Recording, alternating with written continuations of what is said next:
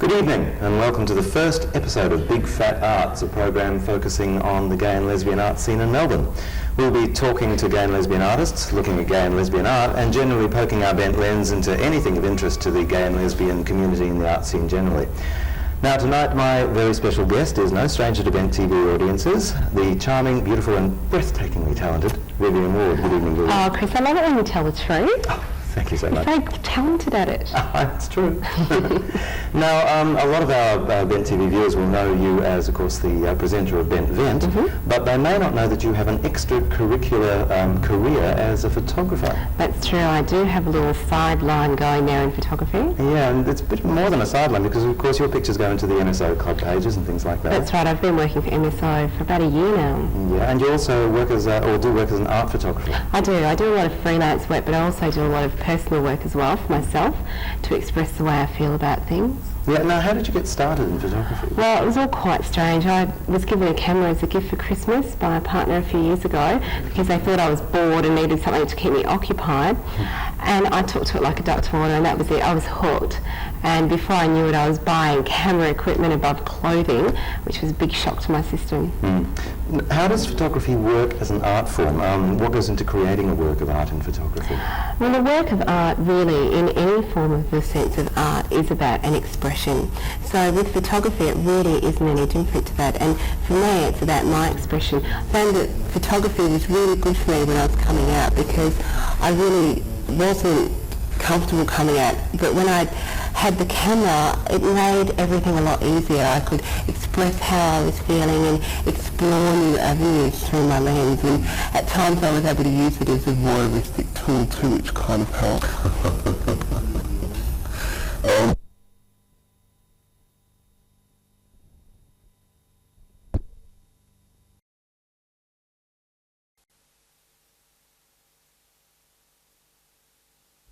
Do you work in a studio or do you mainly work outside? Well, I do a combination of both. I work in the studio and out. Out of the studio can be out my front door. It really can be as easy as that, whereas it can be a full location shoot that can take a lot of time and detail. But, I mean, your studio is with you all the time as long as you've got a camera in your hand, basically. Oh, yes, I see that, yeah. Now, a lot of people will look at photographic works of art and say, well, you know, anybody can do that. Now, there's a lot more to it than just pointing the camera and... Well, you're talking about a snapshot there, and a snapshot is really about recording a moment in time. I mean, that's what you do. Every time you press down on a shutter release button, you're freezing something there. A 30th of a second usually is what you're doing. But when you're doing a photographic piece of art, it's not about freezing a moment in time. It's really about freezing a thought or freezing an expression.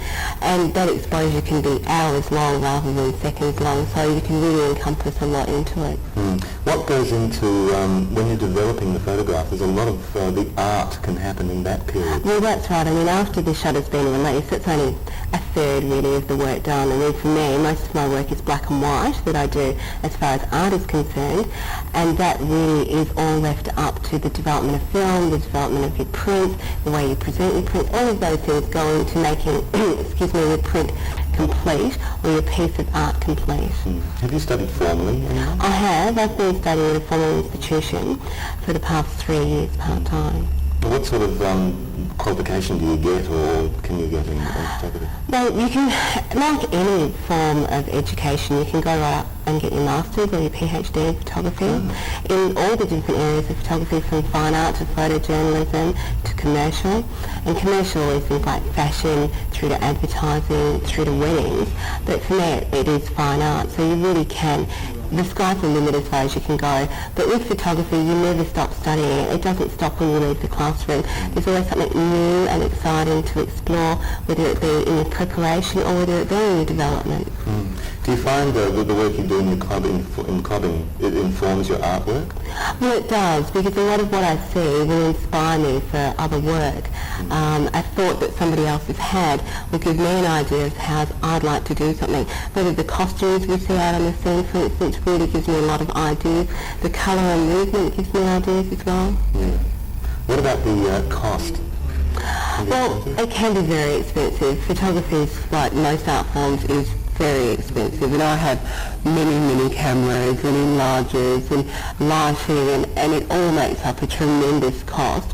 And chemicals themselves are not cheap. Like, I make all my own chemicals. I don't buy pre-bottled chemicals and develop my prints that way. I actually make them from scratch. So some of the powders and things you put in, not only are they toxic, but they're very costly. But you don't do it for money, you do it for love. And like any artist, you have to do it for love. Yeah.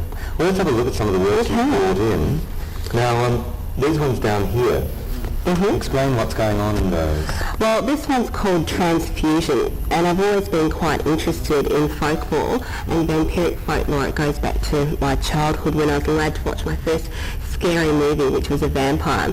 And this is one of my closest friends in my life, and transfusion came about because she's transgender, and the fusion of the blood. So reaching out for the victim and the biting of the teeth are very synonymous with vampires, and I've sort of got that mysterious dark edge, especially this one. I mean, really, with photography, a lot's what you leave out as opposed to what you put in as well. Right. Now, I've noticed you've tinted those. Are those hand tinted? They are. Right. Anything that's done to these prints, I have done it myself. So this is painstaking painting for me, because I'm certainly no painter. My stick figures are androgynous, so it does take me quite a bit of work when I do my hand painting. Yeah. Can you do that kind of tinting or colouring in the development process? Or Well, no, but the tones of the print you do in the development process. But when it comes to actually selective colouring, you actually have to do that by hand, or now digitally as well. But I still prefer the old-fashioned techniques of doing it by hand. Right. Let's have a look at some of the other ones. Okay. Well, this one's slightly coloured as well. It's still a monochromatic print, but it was, the colours in this were actually done in the darkroom, but it's still monochromatic. You can change the colour of the print in the darkroom as long as it's still monochromatic. So I could have done this in bright red or bright blue, purple, yellow, your traditional sepia tones. This has sort of just got a slightly warmer pinky tone to it. But this was really, for me, an expression about coming out, this series here, which is called The Ribs, and the ribs are about sea mermaid kind of creatures, so it was really special for me to be able to do this. And I believe you're your own model. Well, I was actually. This is me and somebody that was very important in my life at the time. So we had a very pleasant but cold day on a public beach doing these particular pictures. Oh yeah, and what about the other series? Okay, we've got a couple of other series here as well. This is from a series called Stolen Innocence, and it's about child abuse and about religion, because a lot of that does go on with religion, unfortunately, as we all have heard with the Catholic Church. So I chose to do a lot of the shooting for this in a cemetery and used a lot of very Christian symbolicism. For instance, with this one we have a little tiny crown of thorns on dead Dolly Crucified's head, and of course Dolly hanging from a crucifix. But it's all about looking to, for instance, this one, that was just a shadow of a cross, so it would become appropriate for the particular picture at the time. Yeah, so there's a combination of choosing what is a specific moment in time and then adding something to it. Adding something to it. Form of art. Well, if I had just taken the shadow of the cross, it really wouldn't have been anything, or taking the teddy there by itself wouldn't have been anything either. It wouldn't have said anything, but by overshadowing a cross on it, you really have to question what's going on. And that's what it's all about when you're talking about art, is questioning what's going on in the piece that you're looking at. That's true. What about these other ones that you've got? Well, this particular series is very special to me. This is called Seraphic Dawn. Now, this is a place in the country where I grew up, and this particular lake I used to spend a lot of time at growing up, and it always used to haunt me. It was one of those places I expected to see the creature from the Black Lagoon crawl out of. So what I was trying to show in these pictures was that sense of ear, and at 5:30 on a very cold morning, I went out and took some photos of the sky and the murky water and the reeds that surrounded it. So. All right. Now, how seriously is photography taken as an art form by the art world? It didn't used to be, I know that. No, well, photography's only been around for a bit over 150 years, and it was a science for a long time when it was all about chemistry. A lot of people got very sick from photography, from the chemistry involved as well, and you still can if you're not careful. So it wasn't until around the turn of the century that people started to fight for it as an art form in its own right, because it was still being developed. And it wasn't until around the 40s or 50s that it really started to be taken seriously, but there are those who still suggest that photography isn't an art form today.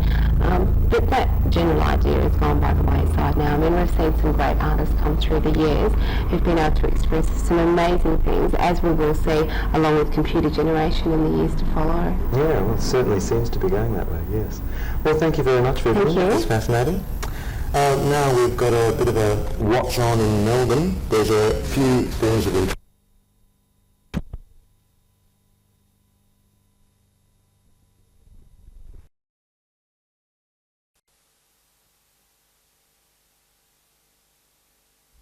to the gay and lesbian community that are happening over the coming couple of weeks. The Friends of Barbara, the wonderfully talented Luke Gallagher and Nigel, now I'm not sure about this one, Green, I think is his name. It's called A Happening at the Havana. It's at the Havana Club from the 16th and 17th of August at 8 p.m. and they're two very talented young men, so pop along and see that one. Third World Blues is a play by David Williamson, one of his early ones. That's happening at the Alexander Theatre in Clayton on from the 18th of August to the 22nd of August, so it's a fairly short season. The Troubles Come Home is at Manana till August the 20th.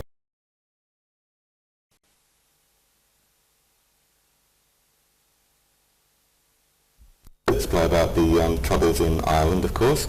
Now in the film world, we've got The Dead Letter Office. It's by John Lorraine, who did Death in Brunswick. That opens on the 20th of August. Head On, of course, which is